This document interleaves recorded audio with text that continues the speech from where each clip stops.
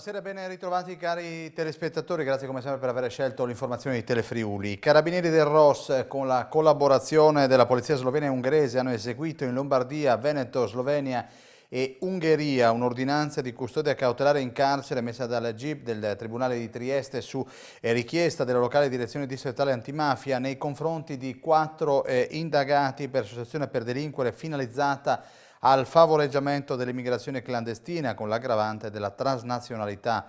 2 destinatari del provvedimento, detenuti a Budapest e Maribor, sono stati raggiunti da mandato di arresto europeo emesso dall'autorità giudiziaria italiana. Contestualmente è stata data esecuzione in Italia ad analogo provvedimento internazionale emesso dalle autorità ungheresi e sono state effettuate numerose perquisizioni volte a individuare l'intera rete di supporto logistico del sodalizio criminale. I provvedimenti restrittivi scaturiscono da un'attività investigativa avviata da Rosche nell'ambito del monitoraggio dei recenti flussi migratori che hanno investito i confini orientali del continente europeo. Approfondiva anche gli elementi acquisiti dalla questura di Gorizia, settore Polterra e dalla squadra mobile, sviluppandoli in collaborazione con le polizie slovene, tedesche e ungheresi coordinati da Europol. Al centro delle indagini un sodalizio criminale transnazionale di matrice pakistana appunto con base logistica a Milano, ove tramite la costituzione di società di copertura fittizie riconducibili a soggetti inesistenti e aperte grazie all'uso di documenti falsi, organizzava e gestiva il trasporto e l'ingresso clandestino di pakistani, bengalesi e afghani provenienti dall'Ungheria e diretti in Italia e da altri paesi nord europei. In particolare le investigazioni del ROS hanno documentato che i migranti clandestini, a fronte del pagamento di circa 1.000 euro a persona, venivano trasportati a bordo di furgoni merci sino a 36 persone per mezzo, presi a noleggio, preceduti da vetture staffetta che con il compito di segnalare la presenza di controlli effettuati dalle forze di polizia e, una volta giunti a destinazione, abbandonati nelle zone di confine tra Italia e Slovenia. Le indagini hanno consentito di rintracciare oltre 100 clandestini e accertare un giro di affari superiore ai 500.000 euro annui. Il 118 ha recuperato attorno alle 18 un escursionista che si è infortunato su una via di roccia che porta alla cima del Rio Bianco nei pressi del rifugio De Gasperi in comune di Prato Carnico. L'intervento si è protratto proprio perché il recupero è stato effettuato in parete e quindi c'è stato bisogno di tempo per raggiungere il ferito e poi trasferirlo in piena sicurezza. Una donna di 44 anni di Pasian di Prato è stata investita poco dopo le 18 di ieri a Udine mentre attraversava Viale Europa Unita sulle strisce pedonali all'altezza del civico 18, all'origine del sinistro un tamponamento tra 2 auto che provenivano dal lato di Viale delle Ferriere e si stavano dirigendo verso Piazzale D'Annunzio. Un'Opel Corsa guidata da un 39enne udinese ha urtato una BMW, il conducente, un 42enne udinese, si era fermato per permettere alla signora di attraversare la carreggiata quando è stato urtato e sbalzato in avanti da altro veicolo. La donna nell'impatto ha subito varie lesioni ed è stata trasportata in ambulanza al pronto soccorso dell'ospedale di Udine. È morta all'ospedale di San Daniele a causa di una malattia che l'aveva colpita qualche tempo fa Gabriella Barbiani, una figura nota in Friuli per essere stata una delle fondatrici dello storico gruppo delle Tigri di Monte Aperta che aveva partecipato alla trasmissione televisiva Portobello, un punto di riferimento dei giochi popolari, campionessa anche di braccio di ferro. Gabriella Barbiani nei primi anni 70, come ricorda l'amico Enzo Driussi, dopo essere rientrata dalla Germania aveva creato uno dei primi agriturismo in Friuli ed è proprio in questo luogo che la nostra emittente Telefriuli aveva girato numerose trasmissioni come drive-in, documentando anche il record della bistecca più grande del mondo. Gabriella, personaggio affascinante, aveva partecipato più volte anche alla trasmissione sempre di Telefriuli Lo Scrigno, soffermandosi su alcune tradizioni popolari friulane. I funerali si svolgeranno con ogni probabilità lunedì alle 17 nella chiesa di Caporiacco. Secondo un'indagine del Centro Studi Impresa Lavoro, emerge come il reddito pro capite medio odierno rapportato al 2007 è precipitato. 8 anni fa montava a 27.500 euro, ora si attesta a 3.200 euro in meno. Questo il dato nazionale e a livello regionale pare proprio che le cose non vadano meglio. Situazione per niente rosea in Italia rispetto al resto d'Europa. Parliamo di PIL. Ma sì, con il nostro centro studi impresa lavoro, rielaborando dati Eurostat, abbiamo provato a mettere un po' a confronto la situazione dei paesi europei pre-crisi, cioè 2007, e quella attuale, e ne emerge un dato che purtroppo non è per nulla confortante per il nostro paese. Mentre il prodotto interno lordo pro capite, cioè per ogni cittadino, era nel 2007 di 27.500 euro, nel 2015 è 3.200 euro inferiore, quindi vuol dire che gli italiani a livello pro capite sono più poveri oggi che nel 2007. È un dato che non ci accomuna agli altri paesi europei, perché la gran parte dei paesi europei, i principali competitor senz'altro, oggi sono al di sopra di quel dato. La Germania oggi è a 35.000 euro pro capite contro i 33.000 del 2007. Sotto il livello pre-crisi con noi c'è solo la Spagna. Una differenza però, la Spagna quest'anno cresce del 3%, il nostro paese di uno 0,8%. E per quanto riguarda la nostra regione, mi pare che Friuli Venezia Giulia sia in fondo alla classifica. Sì, questo è un dato che ci ha stupito molto, ma i numeri sono dell'Istat e quindi sono veri. In realtà quindi se mediamente il nostro paese ha perso l'11% di ricchezza a livello pro capite nel periodo considerato, in Friuli Venezia Giulia questo dato diventa del 14%, oltre del 14%, e quindi cosa dire? Che il Friuli Venezia Giulia molto più di altre regioni ha perso il reddito in questi anni. E non sono soltanto le regioni del sud, come potevamo immaginare, ad avere perso il reddito, ma anche regioni come la nostra. Diversamente fanno il Trentino Alto Adige, diversamente fa la Lombardia, diversamente fanno le altre regioni del nord. Cos'è successo? Ce lo dobbiamo un po' chiedere. Forse alcuni strumenti regionali, penso a Friuli, non hanno funzionato adeguatamente, forse la nostra posizione geografica ha risentito più della crisi, forse dovremmo dire agli imprenditori del Friuli Venezia Giulia, e sono anch'io uno di questi, che occorre fare più innovazione e creare più sviluppo. Come se ne esce? Ma una nota positiva, diamola in mezzo a tante negative. Si sono costituite 120.000 nuove imprese in Italia promosse da Under 35 l'anno scorso. 66.000 ce l'hanno fatta, 54.000 sono sparite, però vuol dire che ci sono 66.000 nuovi imprenditori. Credo che dobbiamo dare spazio alla fantasia dei nostri giovani se vogliamo provare a rilanciare il paese. I danni da cinghiale continuano a far male nelle colture della bassa friulana. È il caso della zona di Palazzolo dello Stella, dove su una coltivazione di 60 ettari di mais della tenuta Regina, almeno un quarto risulta essere devastato dalla presenza di questi animali. E la richiesta è quella di autorizzare maggiori abbattimenti.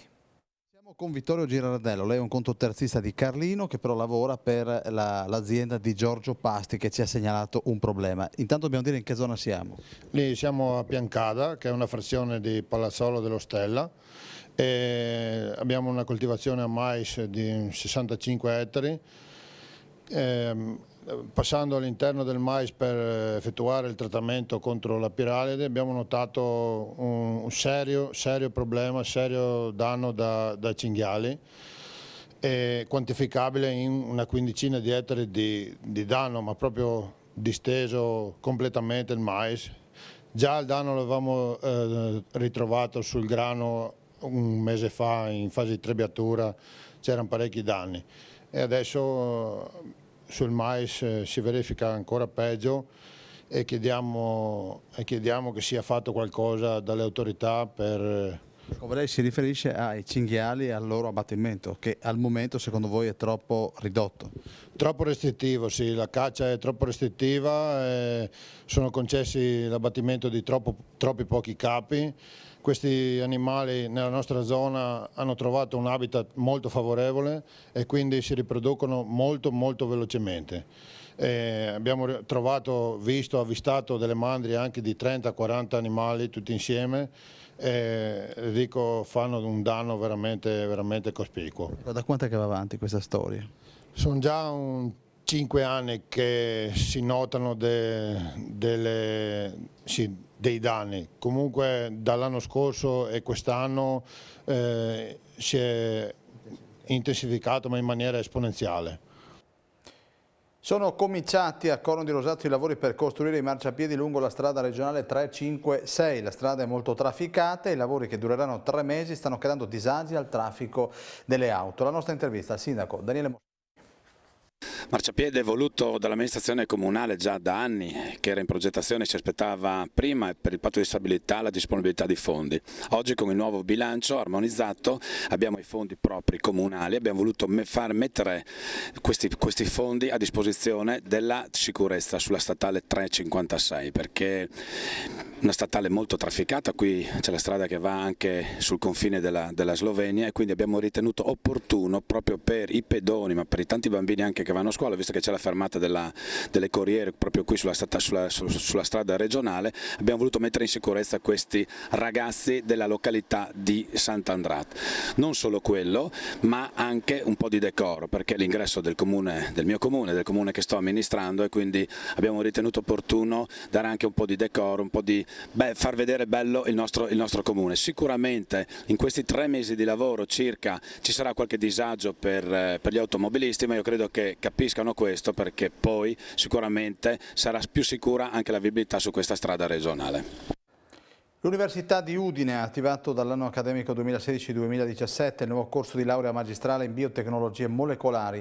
Il percorso di studi è della durata di 2 anni e del valore di 120 crediti formativi, è strutturato con l'obiettivo di formare professionisti con un profilo moderno e complesso, che può trovare collocazione in ambiti professionali che riguardano il settore diagnostico, la sperimentazione in campo biologico, lo sviluppo di biotecnologie in ambito umano, animale, vegetale, l'implementazione di sistemi bioinformatici. Voltiamo pagina, informazione, filantropia e un pizzico di mondanità sono stati gli ingredienti per un appuntamento lignanese nel cuore dell'estate. Serata di gala venerdì sera al Cursal di Lignano in occasione del premio Stralignano.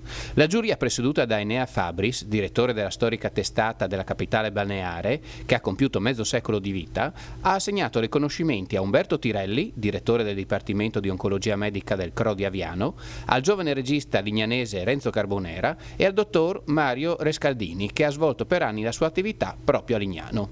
Intervenuti sul palco durante la cerimonia anche il sindaco Luca Fanotto, l'assessore Ada Iuri e il volto noto di Telefriuli Estate Alexis Sabot. Madrina del premio quest'anno è stata Luisa Corna, attrice, conduttrice televisiva e cantante, che in quest'ultima veste, appunto, si è esibita in alcuni spazi musicali. Nella Sala Bianca del Municipio di Gorizia è stata presentata l'edizione 2016 del Festival Mondiale del Folklore di Gorizia. Vediamo. È appena finita la conferenza stampa del Festival del Folklore di Gorizia 2016. A che numero siamo arrivati? Alla 46esima edizione del Festival Mondiale del Folklore. Che manifestazione è? È una manifestazione che comprende diversi momenti, è una manifestazione che anima la città di Gorizia per più di 3 giorni, nel senso che storicamente rappresentava venerdì, sabato e domenica di fine agosto, quest'anno dell'ultimo weekend di fine agosto. Quest'anno abbiamo aggiunto anche una giornata in più, nella quale cercheremo di animare anche la città di Gorizia, cioè i nostri gruppi non balleranno solo su un palco e non ci sarà esclusivamente la serata, ma nel pomeriggio del giorno giovedì 25 ci saranno dalle 18 alle 19 vari punti della città ad essere animati dai nostri gruppi che ballano. Quindi vogliamo portare il folklore a questa festa in mezzo alla città e in mezzo alla gente di Gorizia.